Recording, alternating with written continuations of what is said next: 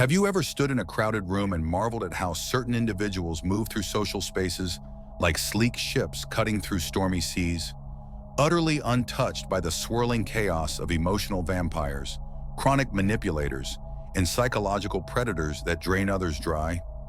Meanwhile, you might feel like a lighthouse beacon in fog, inexplicably drawing every toxic personality within miles to your shores, despite your best efforts to dim your presence. This profound dichotomy isn't random misfortune or personal failing.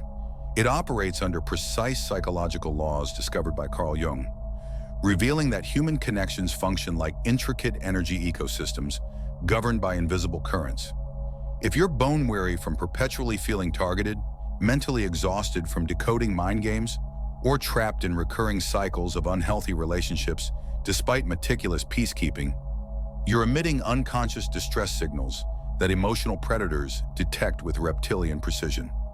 Like sharks sensing a single drop of blood in an Olympic-sized pool, these individuals are biologically attuned to the vibrational frequency of unhealed trauma, the subtle tremors of childhood abandonment wounds buried beneath overachievement, the radioactive heat of repressed rage from past betrayals masked by forced smiles, or the hollow echo of unacknowledged validation needs screaming through excessive generosity. These unresolved fractures create psychic static, a dissonant energy broadcast 24/7 that resonates with the predator's own fragmented darkness. It marks you as available prey not because you're defective, but because exiled parts of your psyche, your shadow selves, remain disconnected from conscious awareness. These fragmented aspects, the needy child, the furious rebel, the ashamed outcast, act like open wounds in your energetic field. To emotional predators, you appear as walking vulnerability, a psychological buffet where they instinctively know they can feast on your insecurity, ignite your defensiveness, and harvest your emotional reactions to fill their own inner void. The cruel irony?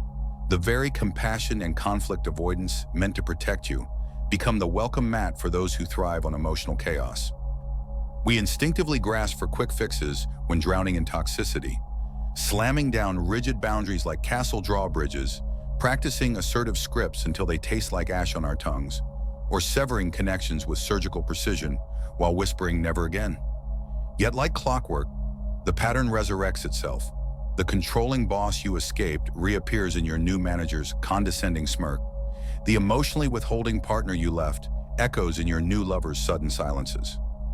This revolving door of pain persists because conventional solutions treat symptoms while ignoring the archetypal waltz choreographed by the unconscious.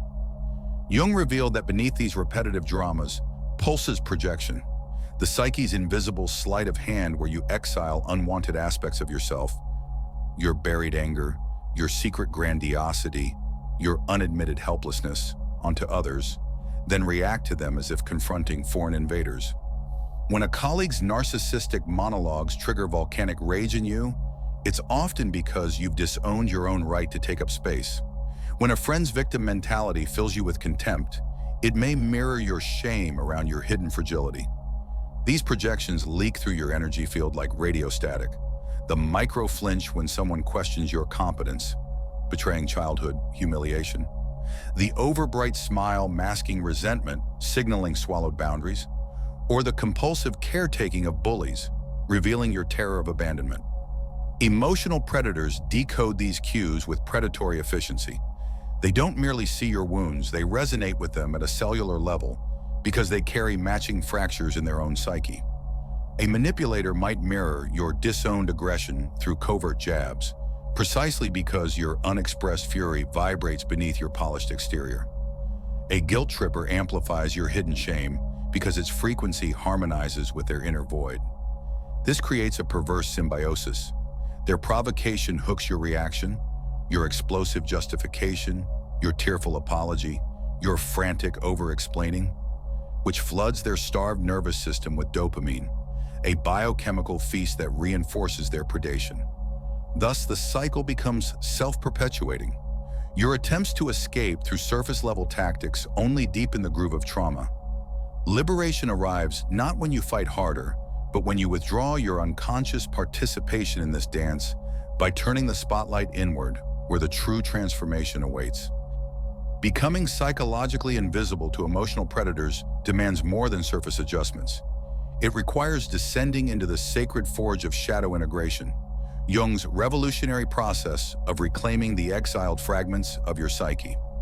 This begins with projection reversal, a practice of radical self-honesty. When someone triggers seismic rage or icy disgust within you, pause mid-reaction and ask, what disowned aspect of myself is this mirror reflecting? If a colleague's arrogance makes your hands tremble, investigate where you've suppressed your own legitimate ambition to avoid seeming too much. If a friend's chronic helplessness fills you with contempt, excavate your buried terror of admitting vulnerability. One executive discovered through this practice that his fury at subordinates' incompetence masked his shame over early career failures. By consciously owning that wounded part, his authoritarian triggers dissolved. This isn't self-flagellation, but sacred reclamation, best developed through structured shadow dialogues, daily journal conversations where you interrogate your inner personas. Address your inner manipulator. What power do you crave that I deny us? Converse with your hidden narcissist. Where have I starved our need for recognition? Or negotiate with your exiled victim. What helplessness am I refusing to acknowledge? A firefighter who attracted domineering partners undertook this ritual, discovering her inner tyrant, a suppressed persona craving autonomy, was projecting onto lovers. By consciously channeling that energy into setting calm boundaries, I won't be available this weekend. Rather than covert rebellion, her energy shifted from brittle resistance to grounded sovereignty. Neuroscience confirms this transformation. fMRI studies show ShadowWork thickens the prefrontal cortex while calming the amygdala's alarm bells. As you integrate these fragments, you cultivate internal boundaries, a visceral knowing that others' disapproval cannot annihilate you. This manifests as a physiological shift. Your voice steadies during conflict, your posture loses defensive hunching, your gaze holds without flinching. You develop what Jung called psychic integrity, a state where thoughts, emotions, and values align so completely that toxic people encounter an energetic obsidian surface, smooth, impenetrable, and offering no fissures for their hooks to catch. One client described the shift as watching a manipulator's eyes glaze over mid-sentence, like a burglar realizing a vault has no lock. Mastering strategic neutrality transforms you from reactive prey to an unreachable sanctuary, a psychological fortress where toxic games crumble at the gates. This begins with understanding that emotional predators are drama alchemists. They transmute your reactions, your flaring nostrils when insulted, your trembling voice during accusations, your frantic over-explaining when misunderstood, into biochemical sustenance. Every heated retort floods their dopamine-starved system like a drug hit, reinforcing their predation. The breakthrough comes when you learn to starve this addiction through conscious disengagement protocols. When a manipulator baits you with backhanded praise, your presentation was surprisingly coherent. Respond with observational detachment. I hear your perspective, delivered in a tone as flat as moonlit stone. When a guilt tripper weaponizes silence, match their stillness without anxiety, your calm breathing becoming emotional Kevlar. A nurse who endured daily bullying by a senior colleague practiced this by visualizing a diamond shield around her heart during attacks. When the bully hissed, "Seems someone forgot basic protocols again," she'd neutrally state, "I'll review the guidelines," while internally repeating, "This is your hunger, not my truth." Within weeks, the bully shifted targets, later confessing, "You're no fun anymore." This exemplifies bioenergetic boundary science. Polyvagal theory confirms that maintaining ventral vagal tone, evidenced by steady exhales and relaxed shoulders, during conflict emits safety frequencies that disrupt a predator's stress response. Simultaneously, fortify your inner architecture through micro-boundary rituals. Begin by tolerating minor disapproval. Decline a coffee invitation without apologetic caveats. Can't today versus I'm so sorry, maybe next time. Progress to witnessing others' displeasure without self-betrayal.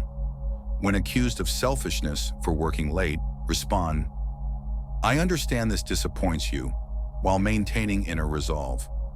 Modern biofeedback studies reveal practitioners of these techniques develop 68% faster cortisol recovery and increased heart rate coherence, physiological markers of the unshakable presence that toxic people experience as sensory dissonance.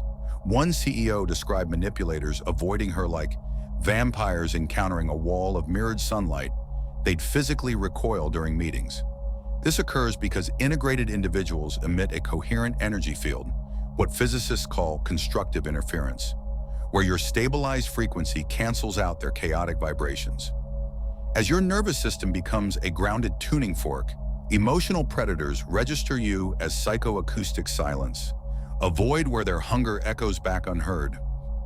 This pilgrimage through your shadowlands culminates in a revelation that rearranges your existence. Radical self-possession isn't armor, it's the dissolution of all battlefields. As integrated wholeness replaces fragmented survival, you'll witness reality reconfigure itself with dreamlike precision. Former manipulators drift from your life like autumn leaves, not through confrontations, but through eerie forgetting. One client's toxic mother accidentally blocked her number while texting a neighbor. Healthier connections emerge organically as a professor described colleagues shifting from competitive jabs to collaborative curiosity after she shadow integrated her inner fraud. This occurs because coherence attracts coherence. Your stabilized energy field magnetizes those resonating at similar frequencies while repelling dissonant vibrations. The most profound shift lives within your nervous system. Energy once hemorrhaged into hypervigilance, monitoring moods, rehearsing defenses, recovering from confrontations, now floods your veins as renewable life force. A former people pleaser who spent 70% of her mental bandwidth managing others' perceptions now composes piano sonatas in that reclaimed psychic space. This metamorphosis echoes Jung's most radical insight. Shadow integration doesn't eliminate darkness. It restores your full spectrum of humanity, transforming latent poison into medicine. By courageously dining with your inner tyrant, acknowledging your capacity for ruthlessness, you unlock authentic compassion untethered from martyrdom. By sharing wine with your hidden narcissist, honoring your exiled grandiosity, you birth discernment that spots manipulation light years away. Modern epigenetics confirms this alchemy. Telomere studies reveal long-term shadow workers exhibit cellular aging patterns equivalent to athletes, proof that psychological integration regenerates the body. The path demands sacred stubbornness. When shame whispers, "Hide that ugly truth," you document it in your shadow journal. When fear shrieks, "They'll abandon you," you breathe into the void until it reveals itself as freedom. What awaits isn't sterile enlightenment, but luminous humanity, where your healed wounds become wisdom wells, your former triggers become diagnostic tools, and your once fragmented selves integrate into a constellation more magnificent than any solitary star.